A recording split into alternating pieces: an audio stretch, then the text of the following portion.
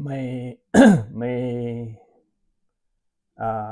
nagbuklat ako nagbasa ako sa mga comments sa isang YouTube channel. May nabasa ako na bakit daw hindi ipatupad yung death penalty para daw mawala yung mga magnanakaw, lalo-lalo na yung mga politiko.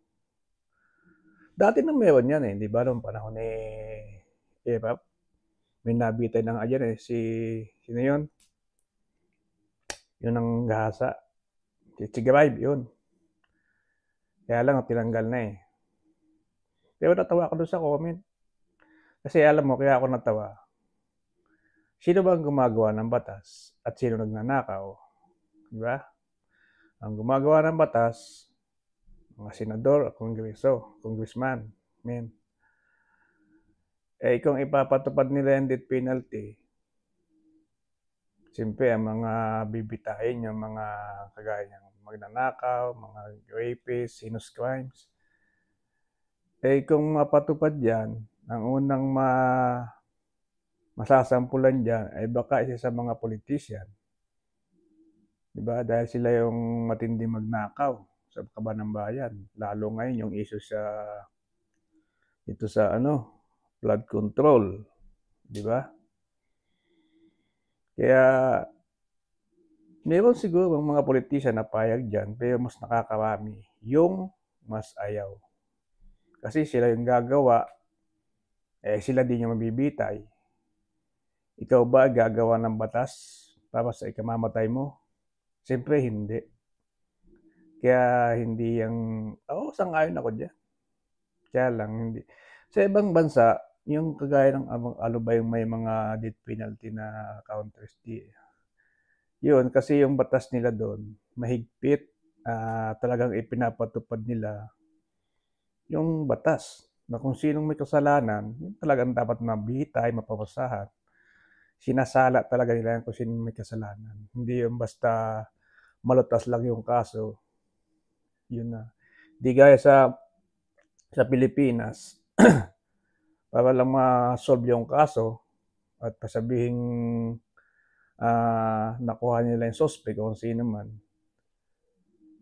Kahit hindi yun na, kawawa. Kaya pag may death penalty, lalo halimbawa yung kaso ay rape o nagnakaw o murder o anuman na heinous crime, mabibita. Paano kung hindi naman yun talaga yun yung suspect, hindi yung gumawa?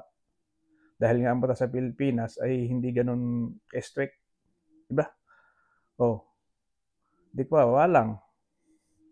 Hindi mabibitay siya na walang kasalanan. Pero kung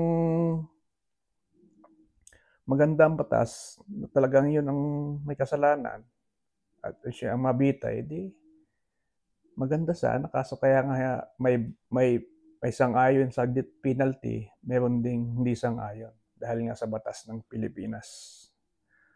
Kagaya nitong flood control na to, hindi naman mawawala yung nakawan na yan, eh.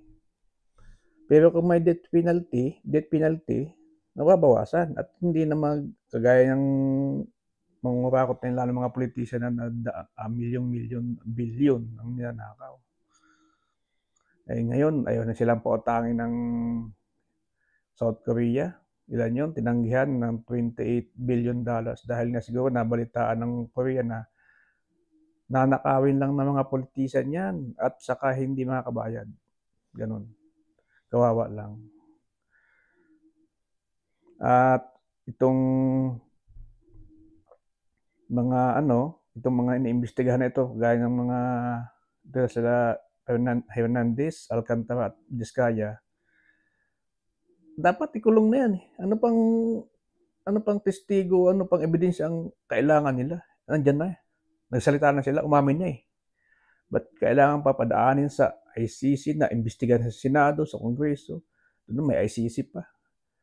Dapat dalhin na yan sa Korte para mahatulan na. Kung hindi mangyayari yan, talagang maraming rally pa ang darating at kaguluhan. Ba't ipaikulong yung mga yan? Gusto nila kasi bawat isa lang mag-state witness para walang makulong, eh.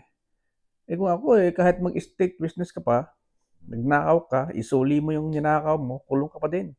Dapat ganyan yung batas diyan na ipatupad sa kanila. Hindi ko mo umamin ka ng kasalanan mo at nagtuko ka ng mga kung sino pa ligtas ka, hindi. Dahil kasangkot ka naman. Kasama ka, isa sa kanila. Lahat kulong. Walang state witness na nagpapaawa ka, lalo itong mga diskaya na to.